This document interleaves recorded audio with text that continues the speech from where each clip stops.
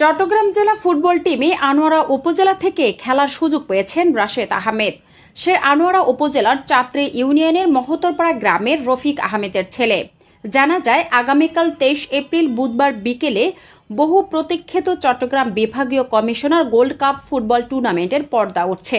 রাঙ্গামাটি জেলা স্টেডিয়ামে এই টুর্নামেন্টের আনুষ্ঠানিক যাত্রা শুরু হবে। টুর্নামেন্টের অংশ নিচ্ছে চট্টগ্রাম 3 পার্বত্য জেলাসহ বিভাগের 11টি জেলা দল।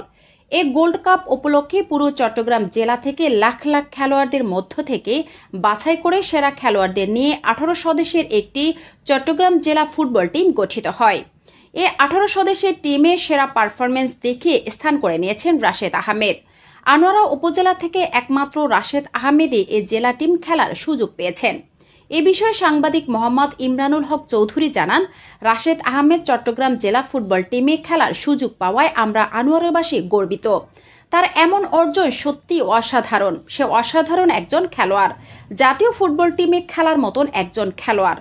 তার যোগ্যতা থাকলেও সুযোগের অভাবে সে এতদিন বঞ্চিত ছিল।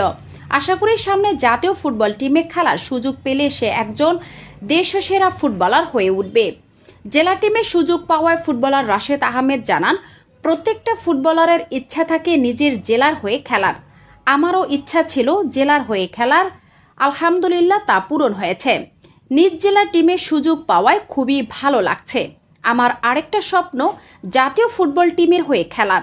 বর্তমানে আমার টার্গেট টিমকে চ্যাম্পিয়ন করানো, নিজের সর্বোচ্চটা দিয়ে সামর্থ্যের প্রমাণ দেওয়ার চেষ্টা করব। আগামী 25 এপ্রিল শনিবার চট্টগ্রাম জেলা টিমের হয়ে খাগড়াছড়ি জেলা টিমের বিপক্ষে খেলতে নামব। সকলে আমাদের চট্টগ্রাম জেলার জন্য দোয়া করবেন এবং আমার জন্য দোয়া করবেন যাতে সামনের জাতীয় টিমের হয়ে খেলতে পারি।